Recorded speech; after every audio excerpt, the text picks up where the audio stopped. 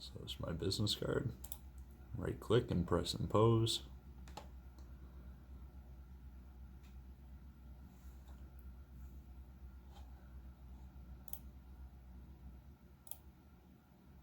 Gang up is to repeat on the sheet. We're running it on a 12 by 18. Duplex, so this one has a back.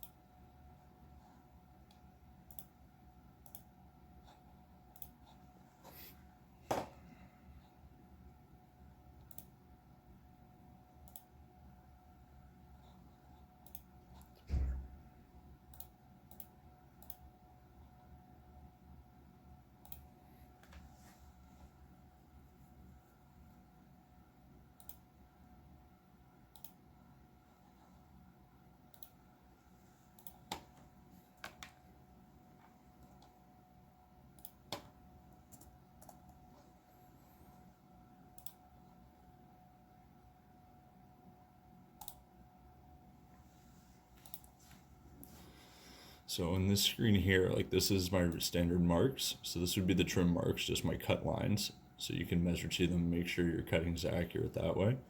And then if I go over to the far right one for registration mark and barcode, now we've downloaded a package from EFI.com. So included in the email, there's going to be an attachment for it. But so we've already got the PT335SCC in there. Using the Dupo or any of the other ones, you'll actually be able to, like, you can use the same register mark, but the barcode will be different. So you have to make sure that your impose is updated so that it does have the GW PT335SCC in there to make sure it's going to be the right format. Registration mark only, again, I can use the Graphic Whizard one, I can use the Duplo one. It doesn't make a difference. I'm going to put it in the top right hand corner. And we generally just offset this one by 0.25 from the lead and the side edge. So that should be outside of the printed area when you're doing your business card setup. Length is fine. I tend to make this a little bit thicker. So that would be for my register mark setup. So that's going to put the mark up in the top right hand corner. That's the most important one because it's going to compensate sheet to sheet and job to job to make sure that your registration lines up. Now your alternative, if you're not going to go into the menu and pick your job, is to put on the barcode as well. So this would be my register mark. This was my barcode down here. Because I have it set up with the PTSCC profile, it's going to put it in the right spot. If you don't have that, this GWPT 335SCC, it's not going to go in the right position and it's not going to be the right format. So it has to be this one. If you try to use the Duplo one, it's not going to have the same amount of digits. And I'm just going to put it in the text. So in your machine, each save job inside the SCC memory will give it a numeric code. So as an example, this business card job would be saved into slot 165 on the SCC. The next two digits will be a sheet count.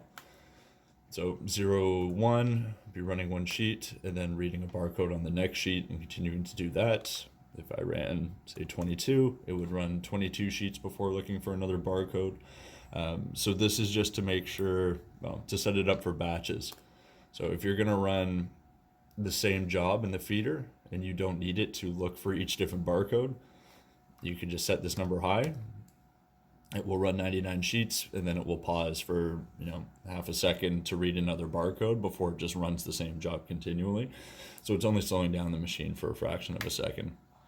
Printing the text will put the barcodes number underneath it so you can remember what job it's saved into and make sure that they're set up properly.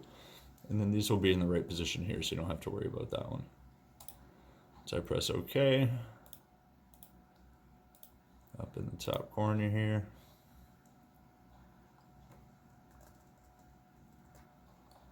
Slide over so you can see it. That would be my register mark. All right, so when you program it into the SCC, you're going to read from the lead edge to here and the right edge over. And then there's my barcode as well.